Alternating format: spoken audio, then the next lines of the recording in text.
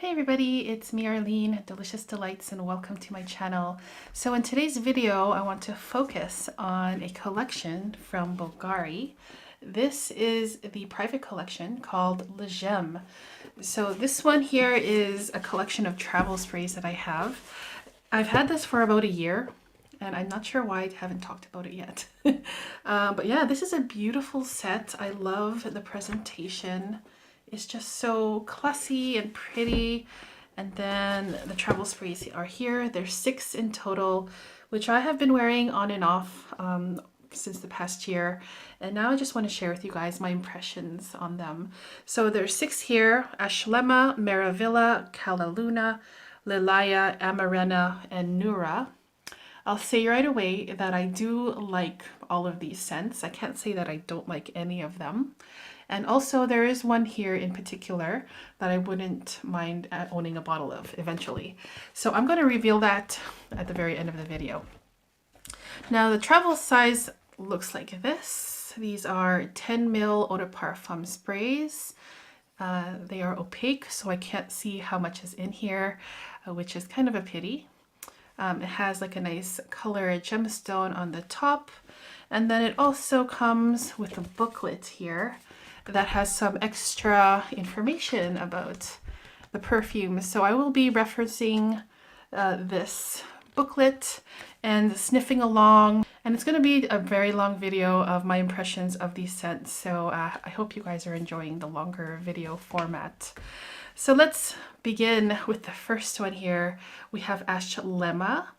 This one has a purple gemstone on the top, and I believe this one is the amethyst gemstone. They come with a little write-up here for all of them, so I'm going to read them out, just give some extra info. The amethyst, Ashlemah, inspired by the amethyst, a sacred gem, symbol of perfect balance.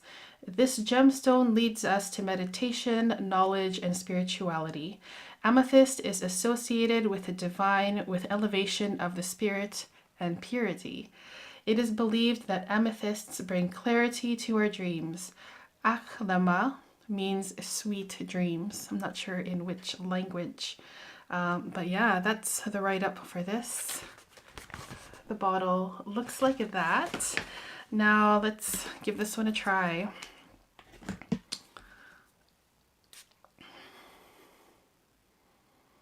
Okay, so this is beautiful. This is a powdery scent. So if you love powdery scents, you would probably love this one because it's mostly a soft, subtle, a powdery violet scent that has a little bit of sweetness, but it's not very sweet.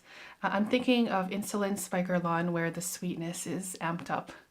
In this one, it's mostly a soft, subtle, smooth, herbal, lavender, and violet scent, where the powdery note is the main thing.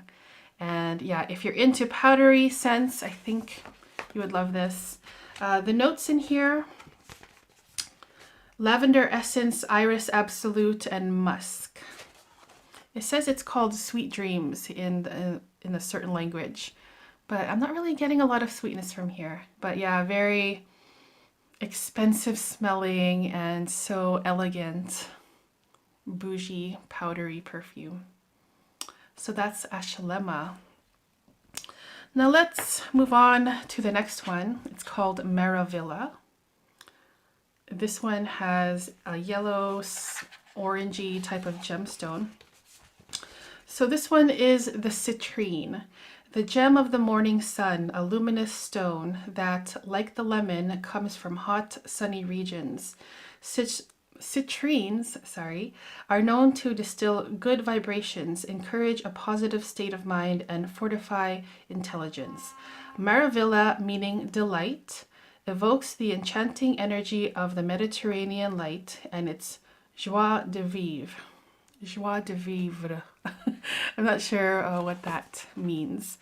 But yeah, this is a bright scent, a bright citrus scent, citrusy scent. So spray that on. I can already smell the bright and happy citruses in here. Oh, it's beautiful. Again, super bougie feeling. At least it makes me feel that way. It smells like something that I would want to wear to a special event in the summer. We have a beautiful lemony, orangey vibe in the beginning here. And also it's very floral as well, where the floral notes are creamy and there's also a nice sweet fruitiness in here. I believe the note is peach, and I do pick up on that.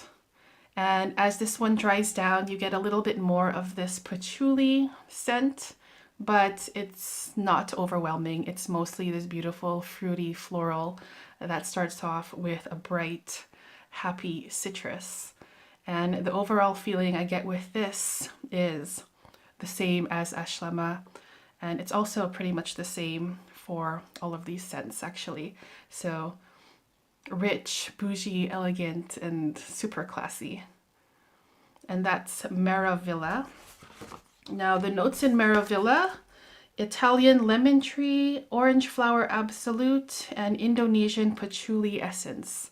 So yeah, I really like this one. I mean, I said summer is a good time to wear it. At least that's when I think of this scent or when I wear it.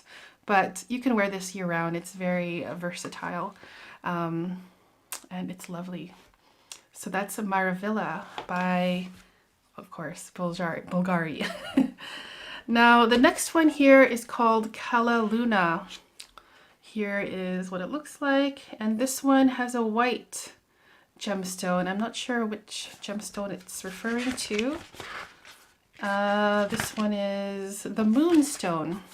So this one I have tried in the past, like years and years ago when I first started this hobby. This is one of my milky scents that I discovered early on, and I really, really enjoyed.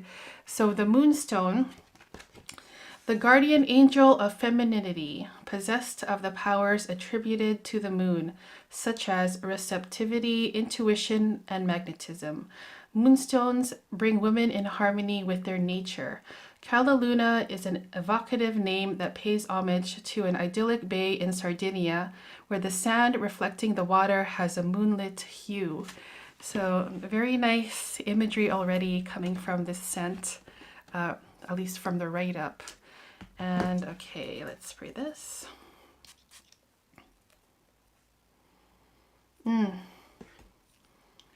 Wow. This is just so stunning, you guys.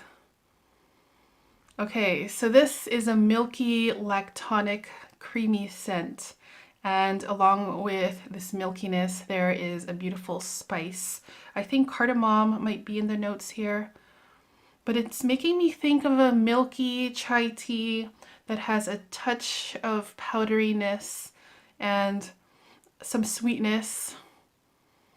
And so I'm just picturing a cup of hot chai tea, and then you have just powdered your face with face powder, and then maybe added some extra spices and sugar into the chai tea. It's beautiful. And that powderiness is in the background, but it just adds a nice layer or depth to it with some softness and just so relaxing. I really love it. It's just amazing. It's unique and lovely. So the notes in here: white iris, heliotrope, and sandalwood. Milk isn't listed in here, but it's definitely for me a milky chai tea and powder. And it's just so, like, it's a masterpiece in my opinion, this Calaluna.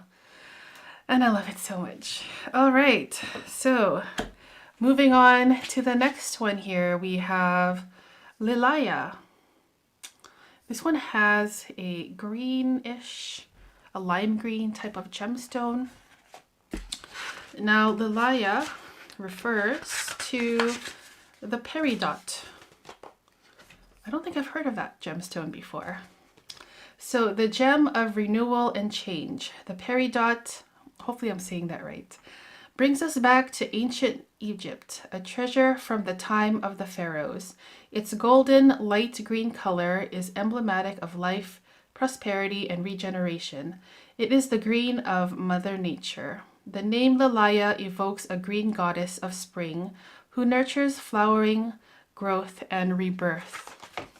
So this one for me is a nice spring summer scent, very green.